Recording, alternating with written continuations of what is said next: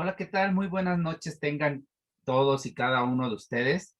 Muchas gracias por acompañarme en nuestra charla del día de hoy, que lleva por título Lo que necesitas saber de un equipo de audio.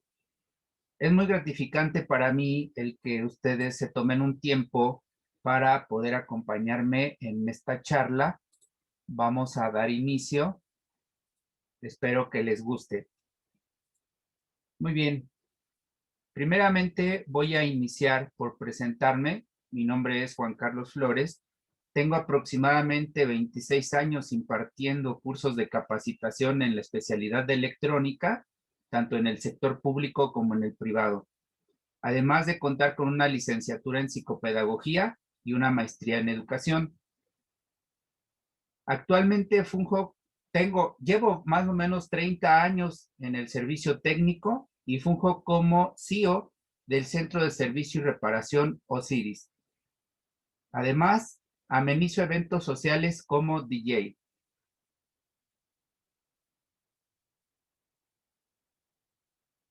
Muy bien, vamos a iniciar nuestro tema. Fue un tema que elegí porque he estado metido en las redes sociales, en grupos de electrónica, en grupos de DJs, en grupos de sonideros, todos estos en Facebook.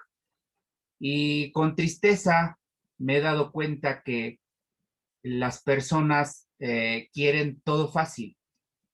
Piden asesoría, pero no expresan qué han hecho, qué han investigado, qué saben, y de ahí entonces que son objetos de burlas por miembros, por otros miembros. Entonces, pues me surgió esa inquietud de poder organizar una charla el día de hoy y obviamente pues se les hizo la invitación y pues gracias a todos ustedes de que me están acompañando. Muy bien, para evitar eso de que sean objeto de burla por algunas personas por el desconocimiento de algunos aspectos, vamos a ver esos aspectos en esta ocasión. Si llegan a tener alguna pregunta, con toda confianza la pueden hacer. Vamos a iniciar hablando de la instalación de un equipo de audio. Lo primero que tienes que saber es instalar un equipo de audio. Llámese reproductor, llámese ecualizador, mezcladora, consola, amplificador, mini componente, bocina amplificada, no importa el equipo de audio. Primero debemos de saber instalar ese equipo de audio. Para poder instalarlo, necesitamos tener conocimientos previos, conocimientos básicos, y después tenemos que considerar un aspecto muy importante que son los diagramas de instalación.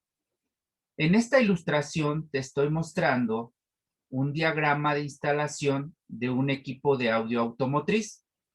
Para que yo pueda instalar ese equipo de audio automotriz, yo necesito saber y tener el diagrama de instalación del autoestéreo que yo vaya a instalar, si le voy a conectar algunos amplificadores, algunos crossovers y el tipo de bocinas, porque también eso es importante. El autoestéreo aquí va a funcionar como reproductor. Esa señal que se reproduce, que se recupera de algún medio de almacenamiento, ya sea un disco, ya sea una memoria, se van a pasar a unos amplificadores para que le den potencia a esa señal de audio y posteriormente se canalice a las bocinas y estas bocinas a su vez conviertan esa energía eléctrica en energía sonora. Sin embargo, debemos de considerar varios aspectos técnicos. No nada más es que a mí se me ocurra conectar amplificadores con bocinas. Debemos de conocer cuál es la mecánica del sonido. cuáles son los medios disipadores del sonido, cuáles son los medios reproductores del sonido, cómo se recupera un sonido, cómo se procesa un audio para posteriormente ya canalizarlo al público. Eso es lo que tenemos que saber, debemos de tener conocimientos previos. Finalmente, ¿para qué me sirven esos conocimientos previos? Ok, porque yo ya lo conecté, ya le conecté la fuente de alimentación, el capacitor, todo lo que debo de conectarle. Ya lo conecté, ahora lo tengo que ajustar. Y para ajustarlo, necesito saber operarlo. Es decir, que necesito saber manejar un autoestéreo, necesito saber manejar un amplificador, necesito saber manejar probablemente un ecualizador. Y tanto la parte de instalación como de la operación nos los indica propiamente el fabricante a través de un manual de usuario. A través de ese manual de usuario, el fabricante me está indicando cómo se instala y cómo se opera. Después, los conocimientos previos que yo ya tengo me van a servir para poder ajustar ese equipo y que al final el resultado sea un sonido agradable, que cuando las personas lo escuchen, provoquen en esas personas una sensación de bienestar, de alegría, de gusto. Esa es la finalidad del sonido, provocar una sensación de bienestar en las personas que lo están escuchando. Aquí en la siguiente ilustración te muestro un sistema de equipo de audio para sonorización profesional y sucede exactamente lo mismo. Si yo tengo un reproductor que voy a conectar, aquí lo mandan como consola, pero puede ser una mezcladora. Yo debo de saber cómo se instala la mezcladora, debo saber cómo se opera la mezcladora, porque a esa mezcladora le voy a conectar un medio reproductor de audio. De ahí va a pasar por un sistema de proceso de audio.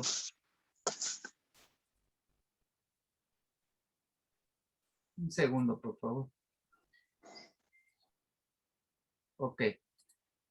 De ahí va a pasar por un proceso de audio, una ecualización, una compresión, una maximización, un crossover, para posteriormente enviar esa señal de audio a un sistema de amplificadores.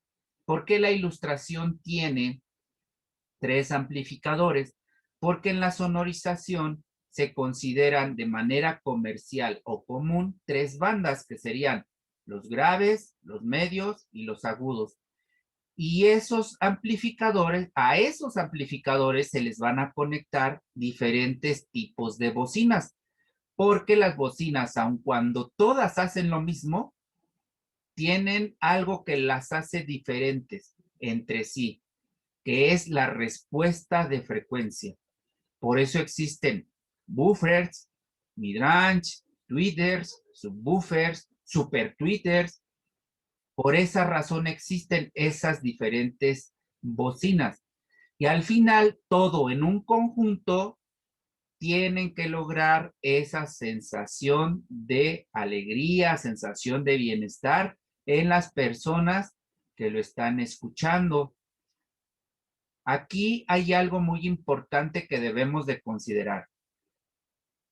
La autoridad, las autoridades de cada lugar tienen unas normas, tienen unas reglas, tienen unos reglamentos que nos rigen. De ahí entonces que en determinados lugares tienen unos límites en cuanto a decibeles para poder sonorizar. No sé si lo sabían, si no lo sabían, pues ya se están enterando. Y de ahí que si una persona nos denuncia por escandalosos, pues sí, nos pueden llevar detenidos ahí, con el juez civil, ¿no? Y ya nos van a poner una multa. Porque resulta que el ruido también es una forma de contaminación. Por eso es importante que nosotros sepamos los conceptos básicos, que sepamos instalar un equipo, que sepamos operar un equipo para que lo ajustemos de manera correcta para evitar un daño en las personas que van a estar escuchando el sonido que es producido por estos sistemas.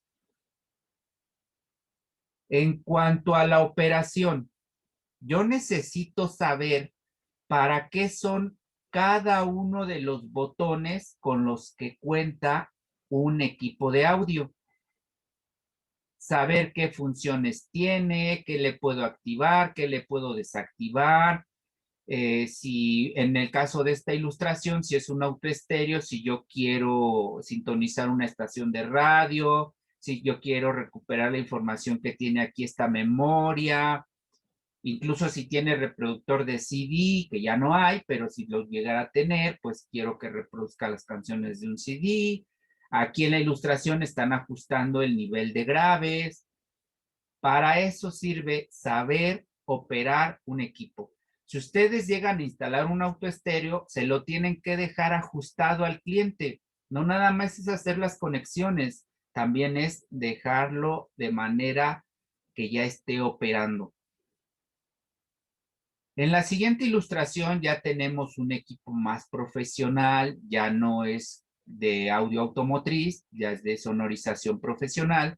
Y entonces aquí también tenemos que saber instalar esos equipos y tenemos que saber operar esos equipos previos conocimientos que debemos de tener, conceptos básicos de electricidad, conceptos básicos de electrónica y de la mecánica del sonido. Eso es muy importante, tener conceptos básicos de la mecánica del sonido para que nosotros sepamos cómo poder instalar, cómo estudiar un recinto donde vamos a sonorizar, a qué altura van a ir las bocinas, qué tipo de bocinas voy a utilizar, cómo evitar una refracción de sonido, una reflexión de sonido, una reverberación, etcétera.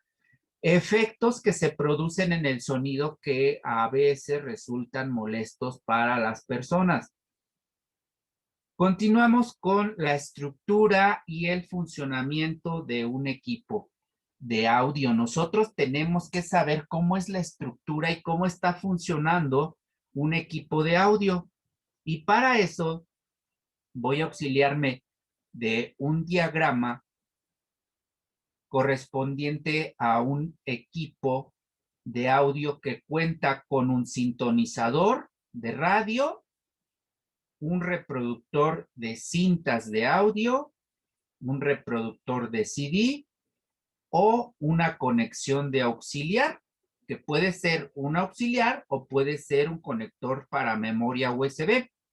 De ahí que todas estas secciones van a hacer la función de reproductores, es decir, que van a recuperar la información de audio almacenada en algún medio y la van a aplicar a un circuito que va a seleccionar justamente qué etapa se va a estar utilizando. Pero eso va a estar siendo controlado por un circuito integrado llamado microcontrolador.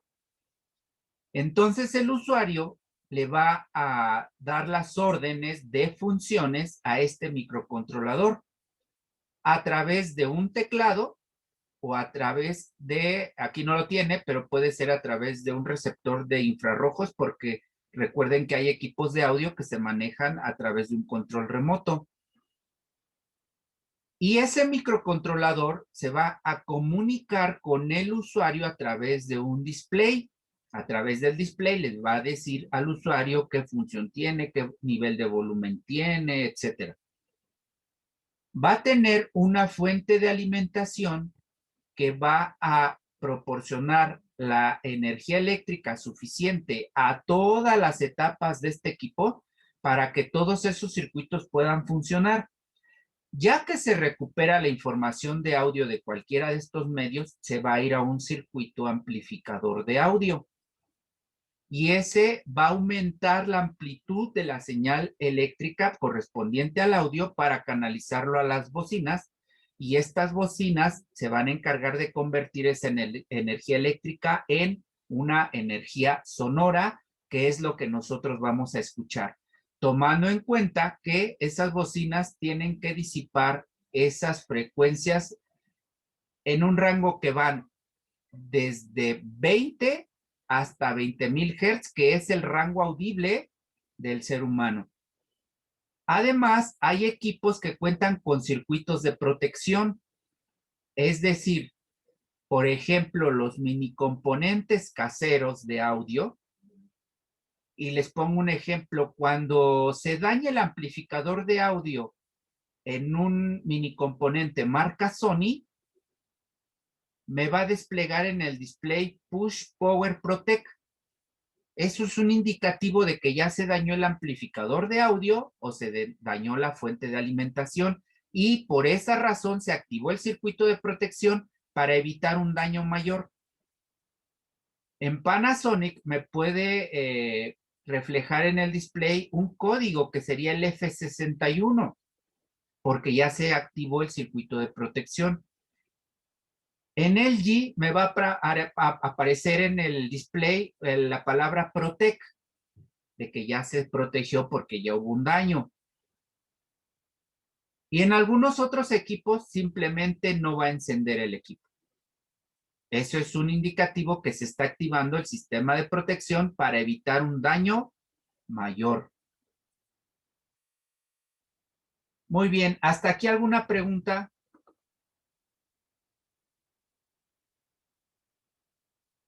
Ok, pasamos a la parte No, del ninguno. diagnóstico. Y para esto vamos a ver cuando no enciende el equipo. Cuando el equipo no enciende es porque tenemos un daño en un circuito muy probablemente llamado fuente de alimentación. Ya se dañó ese circuito y ese circuito no proporciona la energía eléctrica a los demás circuitos del equipo, por eso el equipo no enciende. ¿Cuál puede ser la falla? Varias cosas, desde un fusible hasta un circuito integrado. Y nosotros debemos de tener unos conocimientos para poder diagnosticar, para poder determinar qué elemento es el que está dañado. Continuamos con la falla en que no reproduce algo. No reproduce el sintonizador de radio, no reproduce el CD, no reproduce el tape o no reproduce la memoria. Alguna de esas funciones no las reproduce. Entonces tenemos que verificar en los circuitos del medio que no reproduce, tenemos que verificar cuál es el daño. Si es el daño, por ejemplo, si es del CD, puede ser suciedad, puede ser polvo, puede ser que el mecanismo no está en sincronía, el mecanismo que manipula el CD.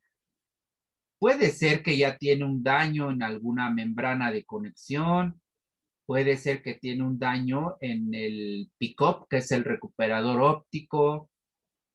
Pueden ser diferentes causas y para que nosotros podamos llegar a la causa que está generando el problema, necesitamos conocer cómo están funcionando esos sistemas para poder hacer comprobaciones y determinar en qué parte está el problema. Cuando el equipo tiene ruidos extraños al subir o bajar volumen, ruidos extraños como unos chasquidos cuando yo subo el volumen, sí sube el volumen, pero se escuchan chasquidos, y cuando ya suelto el control, ya se escucha bien. Bueno, eso normalmente es porque los controles, que se llaman potenciómetros, están sucios. Y entonces, esos los tenemos que destapar y aplicar un líquido lubricante y limpiador para que esa suciedad ya se la quite y entonces ya no provoque ese problema. Posteriormente, tenemos otra falla, que al subir o bajar volumen, lo hace de manera errática. Esto sucede mucho con los mini componentes de audio caseros. Cuando ustedes le suben el volumen, simplemente no sube, o en lugar de subir, baja. Pero esta falla es característica o es una falla típica de los controles que dan vueltas y vueltas y vueltas y no tienen un tope, porque eso se le llama un multillo o un interruptor eh, múltiple. Entonces, por eso no tiene tope, da vueltas y vueltas y vueltas. Entonces, resulta ser que ese problema también se da por suciedad. Tenemos que sacar ese control, tenemos que destaparlo, tenemos que limpiarlo y tenemos que ajustarlo y con eso se corrige el problema. ¿Por qué es importante que lo sepan hacer? Porque normalmente esos controles no los venden. El fabricante ya no surte ese tipo de refacciones. Cuando en nuestro equipo todo funciona, pero no se escucha, aquí pueden ser varias cosas. Desde que tenga un daño el amplificador de audio o que esté mal conectado o que el daño esté en las bocinas. Y nosotros tenemos que saber comprobar de manera técnica el estado de una bocina. Tenemos que saber instalar el equipo. Ejemplo, si yo estoy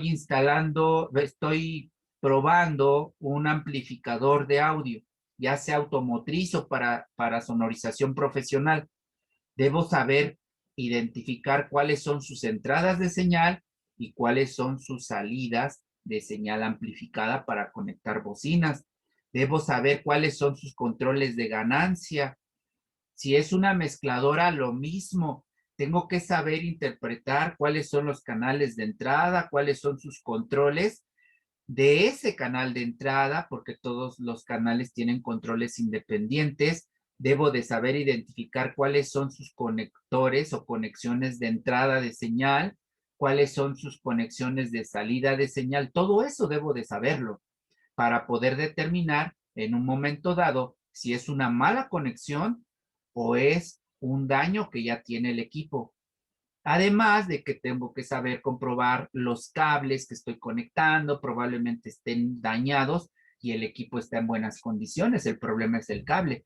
También tengo que saber cómo puedo comprobar un cable, pero de manera técnica, no nada más por estar adivinando. Otra falla que podemos encontrarnos es que al presionar las teclas de funciones, estas funciones las realiza de manera errática, es decir, en los sistemas domésticos, en los minicomponentes domésticos. Cuando tú presionas la tecla de CD, te activa la función de radio. O cuando tú quieres cambiar el modo de ecualizador, a lo mejor se cambia no te da la función del ecualizador, a lo mejor se cambia a modo radio FM, por ejemplo. Eso es porque los adentro, por debajo de las teclas, o sea, tú presionas una tecla, pero debajo de las teclas hay un interruptor, eso se ensucia. Y para corregir ese problema se tienen que reemplazar esos interruptores. Muy bien, nos vamos a la parte de la reparación. En la parte de la reparación, vamos a ver que hay dos tipos de reparación, lo que conocemos como mantenimiento preventivo, que esto nada más es una limpieza, ajuste y lubricación de partes mecánicas. Esto es el mantenimiento preventivo. El mantenimiento correctivo es cuando ustedes ya reemplazan partes de un equipo.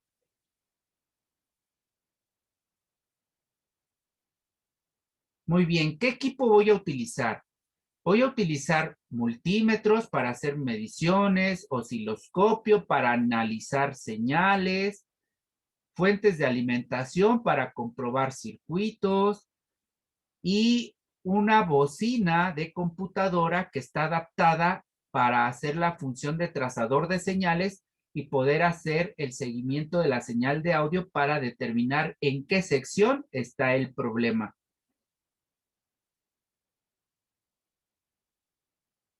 Vamos a utilizar diferentes herramientas como son destornilladores, tanto Phillips como planos, como Torx, como hexagonales interiores, hexagonales exteriores, dependiendo de los que tengan los fabricantes, además de unos destornilladores de precisión, unas pinzas de corte diagonal, unas pinzas de punta, unas brochas, una de cerdas largas para retirar polvo, una de cerdas cortas para lavar tarjetas o incluso desoldar algunos componentes, un extractor de soldadura que me sirve para desoldar, un cúter que me sirve para raspar el aislante de algunas pistas conductoras que se llegan a dañar y poder corregirlas, un cautín para que pueda fundir una soldadura y poder hacer trabajos de soldadura, un destornillador eléctrico para poder apretar o retirar tornillos, una visera con luz y lupa, porque a veces los componentes son muy pequeños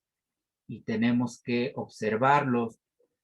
Además de los materiales como desinfectantes, unos paños para limpiar, un alcohol isopropílico para lavar algunas partes, solvente para lavar tarjetas, soldadura para hacer el proceso de soldadura, pasta para soldar, malla para desoldar y alguna pasta disipadora de calor para los elementos que generan alta temperatura y evitar que se sobrecalienten y se dañen.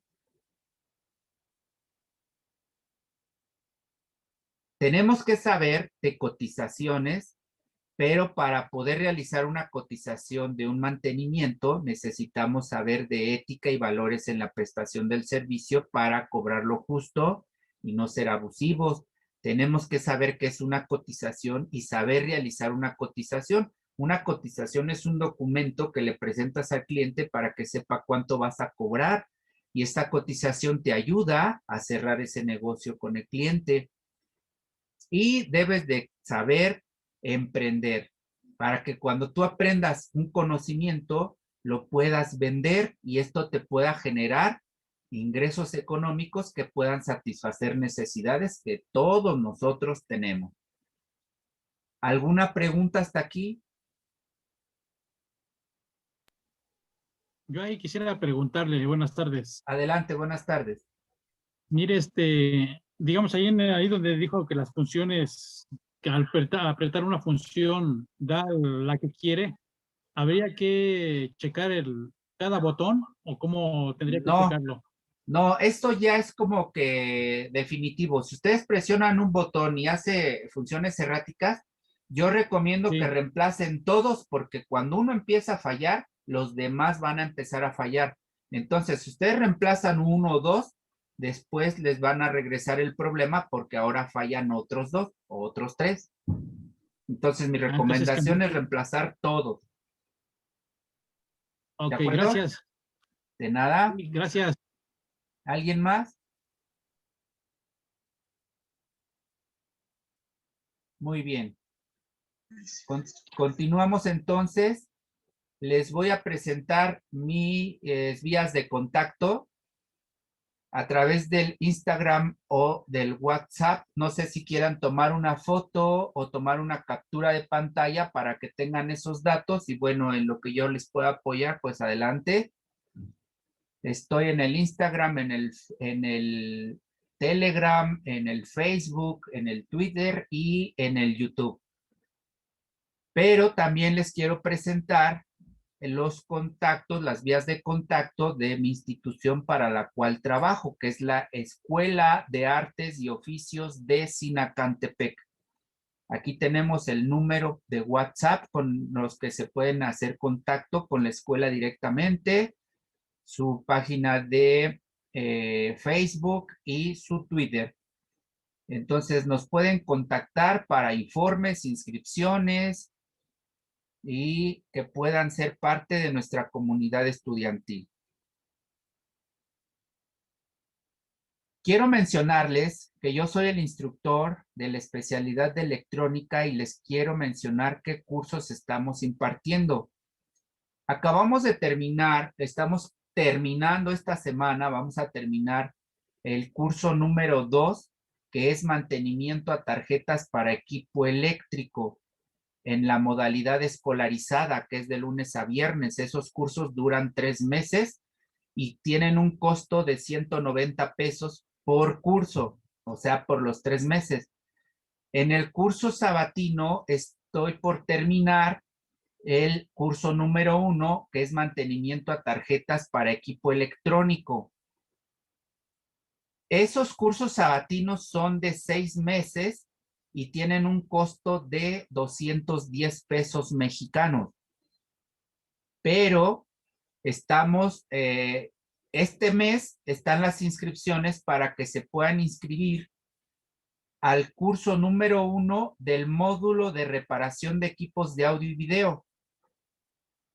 El curso número 1 es reparación de equipos de audio. Vamos a ver reparación de todos los equipos de audio. Este curso lo voy a impartir en la modalidad escolarizada, que es de lunes a viernes. Son 3 horas diarias. Los horarios son de 8 a 11 o puedes elegir de 11 a 2. El costo por curso es de 190 pesos mexicanos. El curso número 2 lo vamos a dar terminando el curso número 1. Y en el curso número 2, que es reparación de equipos de video, básicamente es reparación de pantallas. En el sabatino también voy a dar el de reparación de equipos de audio y este mes es el mes de las inscripciones. El curso vale 210 pesos mexicanos y dura 6 meses. También tenemos el módulo de audio automotriz. El curso número 1 es instalación de equipo de audio automotriz y el curso número 2 es reparación de autoestéreos. Tenemos el módulo de sonorización profesional.